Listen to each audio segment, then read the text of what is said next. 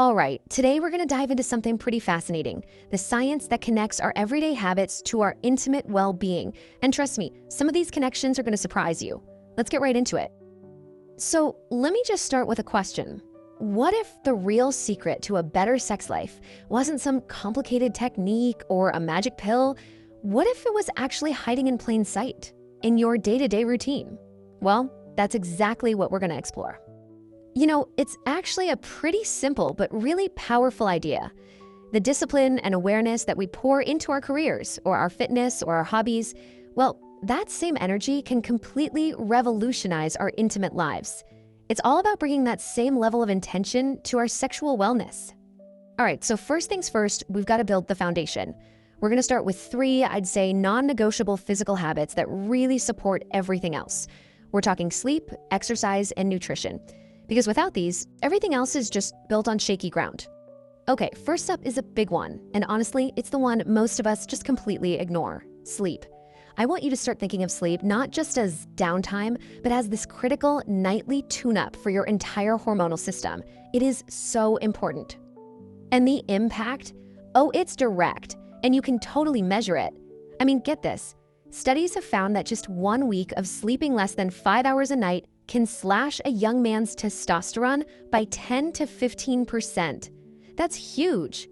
At the same time, it spikes your stress hormones like cortisol, which basically creates a biological environment that is actively hostile to intimacy. All right, let's talk about habit number 2, getting regular exercise. Moving your body is absolutely key, and here's why.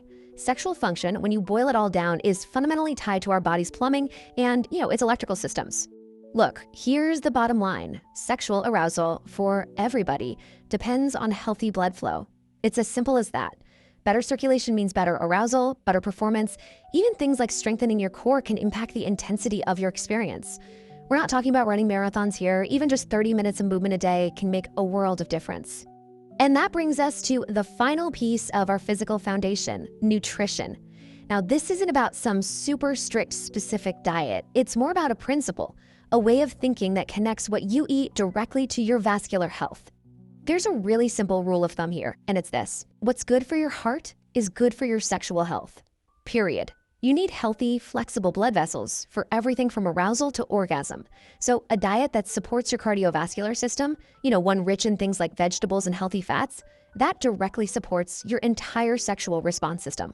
It's all connected.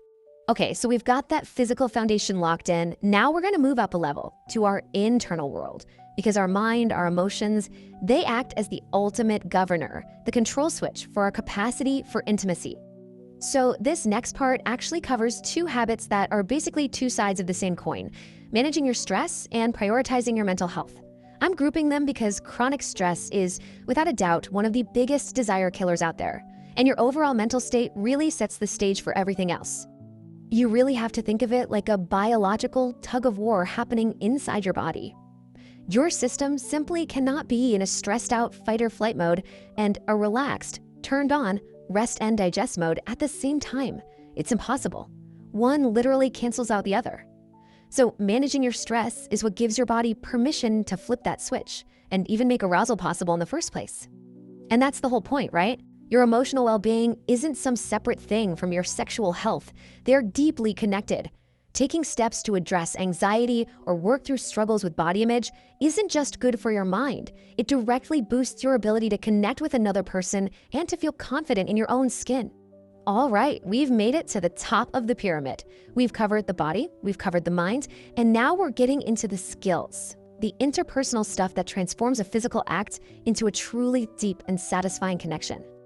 Okay, if there is one skill, one single thing that predicts long-term sexual satisfaction more than anything else, it's this: open communication.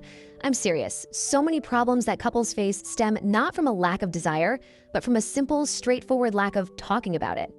And the real key here is to stop thinking of communication as some kind of innate talent you either have or you don't. It's not. It's a skill. You can learn it. It's about creating a safe space to talk about what you like, to give positive feedback, and to navigate those totally normal changes in desire that happen over time. Silence just creates guesswork and resentment, but communication, that creates real connection. And that brings us to our final habit, which is really all about your mindset. See, sexual health isn't some static destination you just arrive at one day. It's this dynamic, evolving part of your life, and staying curious is the absolute key to navigating all those changes. I mean, think about it. Your body, your hormones, your job, your stress levels, everything changes throughout your life. The people who manage to keep intimacy alive and exciting through all of it are the ones who stay curious, the ones who are open to learning and adapting together, constantly redefining what connection means to them at every stage. Okay, wow, so we've covered a lot of ground, right? We've talked about these 7 key habits, but how do you actually make this stuff real? How do you put it into practice without feeling totally overwhelmed? And this right here, this is probably the most important takeaway of all. It's not about some dramatic overnight overhaul. It's not about a quick fix. The most profound, lasting changes come from small, consistent, healthy habits that support your body, your mind, and your emotional connection. So please, don't look at this list of 7 things and feel totally overwhelmed. That is not the point. The goal is just to start, to build a little bit of momentum. Just pick one small change. Maybe it's just getting to bed 30 minutes earlier. Maybe it's a daily walk. Or maybe it's just starting one honest conversation. And that really brings us right back to you. After hearing all this, what's the one thing that stands out? The one that feels the most doable, or maybe the most needed in your life right now? Because the real power isn't in just knowing this stuff. It's in starting. So what's your first step going to be?